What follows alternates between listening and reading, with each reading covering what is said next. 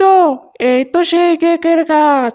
এক্ষুনি আমি সব কেক খেয়ে গাছটাকে নষ্ট করে দিব। হে হে হে হে হে হে। আহ আহ এ কি হলো আমার? আমার মুখ দিয়ে রক্ত বমি কেন বের হচ্ছে? হি হি হি হি হি হি, কি যে মজা লাগছে আমার। কত কান্নাকাটি করার পর অবশেষে মা আমাকে কেক খাওয়ার জন্য টাকা দিয়েছে। আমি মজা করে কেক খাবো। আহ, কি সুন্দর ঘ্রাণ আসছে না। আহ, আরে, এত শখ করে কেনা কেকটা মাটিতে পড়ে গেল। এবার আমি খাবো কি? এই শিকড়ের বাচ্চা শিকড়ের জন্য আমার কেকটা নষ্ট হয়ে গেল। এবার আমি খাবো কি? কত কষ্ট করে কান্নাকাটি করে মায়ের থেকে টাকা নিয়েছিলাম কেক কিনে খাওয়ার জন্য। আমি কেকটা কিনে খেতেও পারলাম না। হ্যাঁ হ্যাঁ হ্যাঁ, আমার কেক। এই মিষ্টি মেয়ে, কেক নষ্ট হয়েছে বলে এত কান্না করতে হয়? যাও, বাড়িতে যাও, আর বাড়ি থেকে টাকা নিয়ে বাজারে গিয়ে আরো একটা কেক কিনে খাও। কেঁদো না গো, তুমি আর কেঁদো না। চুপ করো তো গাছ, তুমি একদম চুপ করো। তুমি আর কোনো কথা বলবে না। তোমার শেকড়ে হোঁচট খেয়েই তো আমি পড়ে গেলাম, আর আমার কেকটা পড়ে গিয়েই তো নষ্ট হয়ে গেল। আর তুমি কিনা বলছো টাকা দিয়ে কেক কিনে খাওয়ার কথা? তা কোথায় পাবো কেক কিনে খাওয়ার জন্য টাকা? এই একটা কেক কত কষ্ট করে কিনেছি আমি জানো? আমার মা অন্যের বাড়িতে কাজ করে সেখান থেকে টাকা জমিয়ে আমাকে কিছু টাকা দিয়েছিল।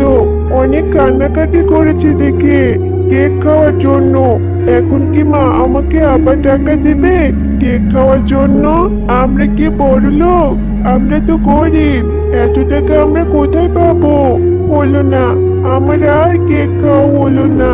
এই শিকড়ের বাচ্চা শিকড়ের জন্য আমার কেকটা নষ্টই হয়ে গেল। এখন আমি কে খাবো? আহারে, মেয়েটার কথা শুনে মনে হচ্ছে ওরা অনেক গরিব। আর আমার শিকড়ে হোঁচট খেয়ে পড়ে গিয়েই তো ওর কেকটা নষ্ট হয়ে গেল। এবার আমি তাকে আবার আগের আনন্দ ফিরিয়ে দেব। আর অনেক দিন তো হয়ে গেল আমি কোনো গরিবদের সাহায্য করি না। এবার যখন সুযোগ এসেছে আমি তাকে সাহায্য করব। শোনো মেয়ে, আমার জন্য তোমার কেকটা নষ্ট হয়েছে তো, তবে এর প্রতিকার আমি করব। এই যে আমার কাছে যে একটা ফুল দেখতে পাচ্ছ, তুমি তোমার সাথে করে এই ফুলটা নিয়ে যাও। এতে করে তোমার সব সমস্যা সমাধান হয়ে যাবে। এটা তুমি বাড়িতে নিয়ে বাড়ির আঙিনায় রোপণ করে দিবে। এরপর দেখবে তোমার মনের আশা পূরণ হয়ে গেছে, আর তোমাদের সব সমস্যা সমাধানও হয়ে গেছে। ঠিক আছে গাছ, তুমি যখন এত করে বলছো, তবে আমি তোমার কাছ থেকে এই ফুলটি পেড়ে নিয়ে যাব, আর তোমার কথা মতো রোপণও করে দিব।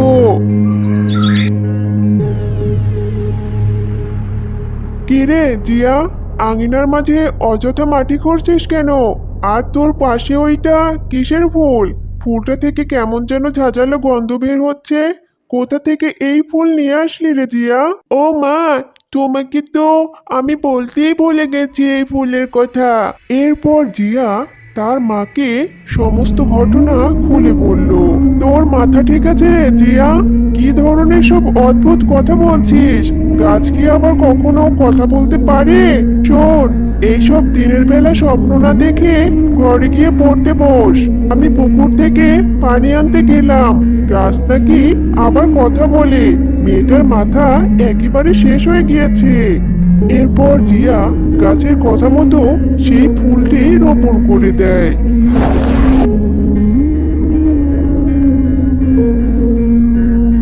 কাল যে জায়গায় আমি ফুলটা রোপণ করেছিলাম সেইখানে কেকের গাছ হয়েছে। এই জন্যই বুঝি গাছটা আমাকে এত করে বলেছিল ফুলটা সাথে করে নিয়ে যাওয়ার জন্য। কি মজা কি মজা, আমি এখন থেকে কেক খেতে পারবো, যত ইচ্ছে তত। খবরদার জিয়া, একটা কেকও এখান থেকে খাবি না তুই। ফুল থেকে নাকি আবার কেক হয়ে গেল, সেই গাছে আবার কেকও হলো। কেমন যেন আমার সন্দেহ হচ্ছে, এটা কোনো খারাপ কিছুর আভাস নয় তো?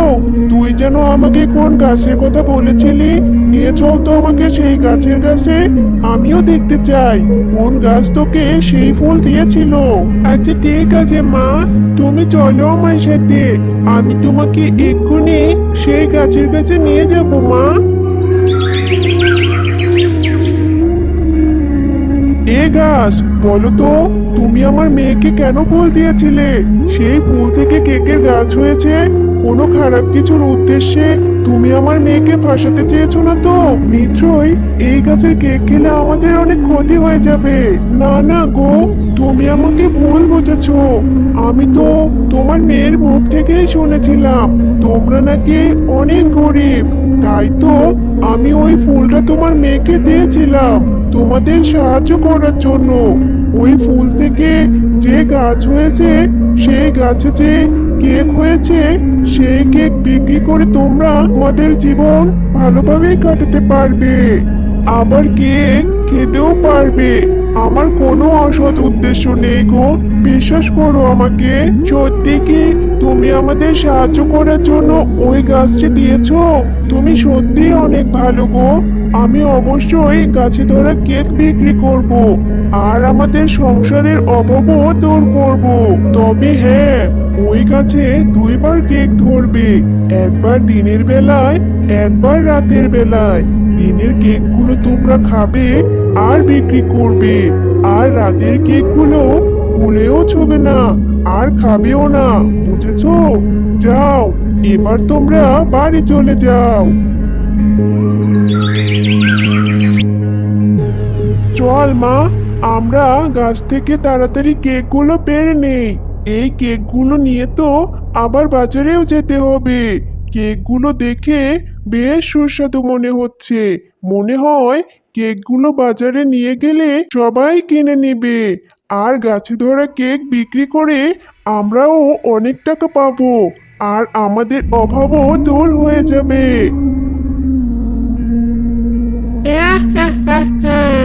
এই জন্যই তো আমি অপেক্ষা করছিলাম।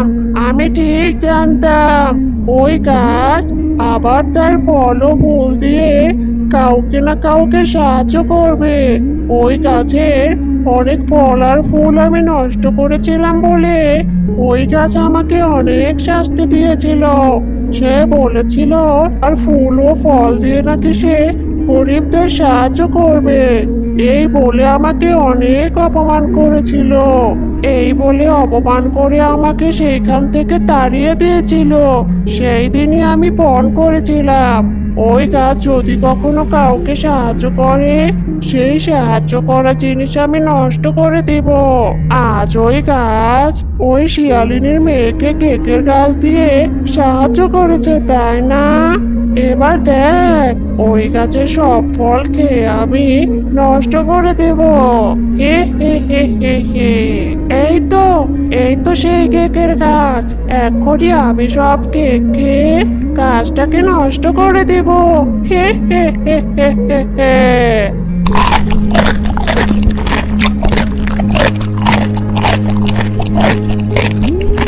আহ আহ, এ কি হলো আমার?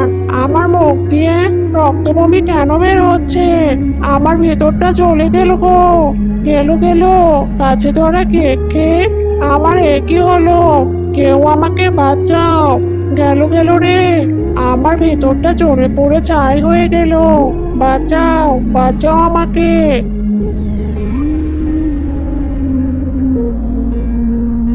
আমি আগে থেকেই জানতাম আমি যদি কাউকে সাহায্য করি, তাহলে তুই ওই সাহায্য করা জিনিস নষ্ট করে দিবি। তাই তো আমি বুদ্ধি করে সেই গাছের রাতের কেকগুলো বিষাক্ত করে দিয়েছি।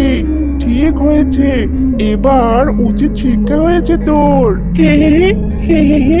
কেকগুলো খেতে সত্যি অনেক মজা মা। আর কেকগুলো রোজ বাজারে অনেক ভালো দামে বিক্রিও হচ্ছে। হ্যাঁ রে মা, অবশেষে আমাদের দুঃখে